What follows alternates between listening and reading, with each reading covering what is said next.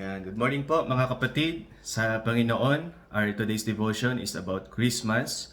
I entitled, Make Jesus the Priority of Christmas. Our scripture reading sa Matthew chapter 2, verses 1 to 6. But you can read this whole chapter. Ito po ay patungkol sa pagdating ng Messiah. At meron pong mga magi or wise men na nakita po nila ang bituin ng Panginoon Kristo from the east, at sila po'y lumakbay patungo sa Jerusalem upang hanapin at sambahin ang atin pong Panginoong Kristo. Now, sa usapin po ng Christmas, marami po mga responses. Although ang kapanganakan po ni Kristo ay dumating 2,000 years ago na po ang nakakalipas, pero ito po ay napakahalaga pa rin pong event sa kasaysayan po ng sangkatauhan, sapagkat ito ang panahon na ang Diyos ay naparito sa lupa, nagkatawang tao, nahayag sa laman, at alam po natin ang reason upang bayaran tayo sa ating mga kasalanan at tayo po'y mapatawad sa ating pong mga kasalanan. Now, ang Christmas po, most of the time, ay maraming responses, no? Lalo na po sa panahon natin ngayon.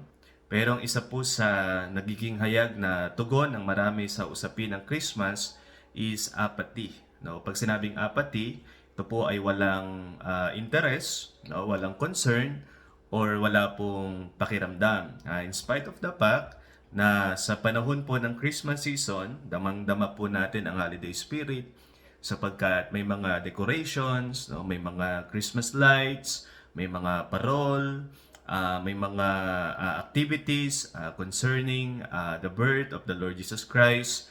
Pero marami pong tao na hindi po nagre-register sa kanilang isipan ang patungkol sa atin pong Panginoong Jesucristo.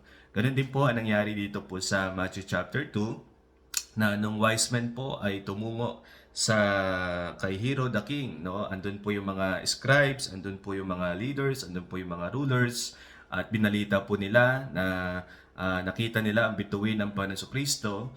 Ngunit nung nalaman po ito ni King Herod at ng mga scribes, makikita po natin na hindi sila nagpasya na puntahan din po sa Bethlehem ang Panginoong Jesucristo kung saan po siya ipinanganak, no? Hindi po kagaya ng mga magi or ng mga wise men.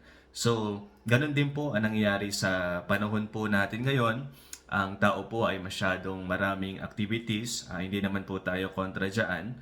Pero sa dami po ng activities, kabisihan po ng tao sa panahon pong ito, ang nakakalimutan po nila ay ang bigyan ng pansin, ng focus ang Panginoong Jesucristo. So, may desire sa devotion po na ito ay sa ganitong panahon, lalo po ngayon December 24, ay maging handa po ang ating puso na mas lalong sana po maging karoon tayo ng effort na intentionally ay i-priority natin ang Panginoong Jesucristo sa panahon pong ito, no? Kumbaga, kahit po today or tomorrow, you can read this chapter na atin pong binabasa, no? Upang ma-remind po sa atin ang kapanganakan po ng ating Panginoon Jesucristo at ma-recall po sa ating isipan kung ano po yung dahilan kung bakit po siya naparito para po sa atin. So, napakahalaga po na i-priority natin si Jesus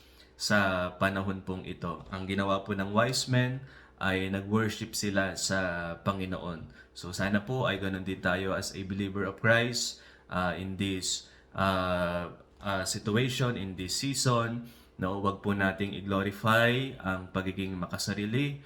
No, wag po nating i-glorify ang mga material na bagay. I'm not saying masamang magbigay ng gifts, no, or masamang tumanggap ng gifts, pero ang sinasabi po natin, wag sana po maging sentro ng season na ito ang material na bagay, no, yung bang pag wala tayong natanggap or wala tayong maibibigay, ang lungkot-lungkot natin, o kaya hindi po maganda ang magiging attitude po natin, sapagkat hindi naman po yan ang pinakasentro or diwa ng Christmas, lalo na po sa ating mga nakakaunawa at alam ang katotohanan patungkol sa salita ng Diyos patungkol sa Christmas. So I am challenging everyone intentionally, pagpasyahan mo na si Jesus ang iyong maging priority this season, this Christmas. Let us worship the Lord Jesus. Siya po ang i-glorify natin. Siya po ang itaas natin. Siya po ang i-priority natin sa ating buhay. Siya po ang maging laman ng ating puso.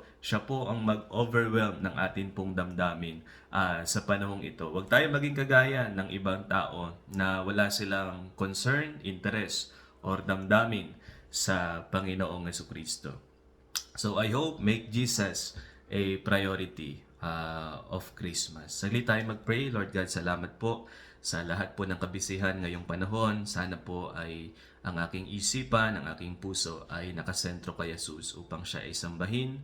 Hindi po sa sarili, hindi po nakasentro ang aking sarili, hindi po nakasentro ang aking sarili sa mga material na bagay, kundi kay Jesus lamang, O Diyos, sa kanyang kapanganakan at sa katotohanan na siya po'y naparito upang ipahayag ang inyong pag-ibig, O Diyos, at upang tubusin at mapatawad kami sa aming mga kasalanan. Thank you so much, O Father, sa devotion na ito. In Christ's name we pray. Amen.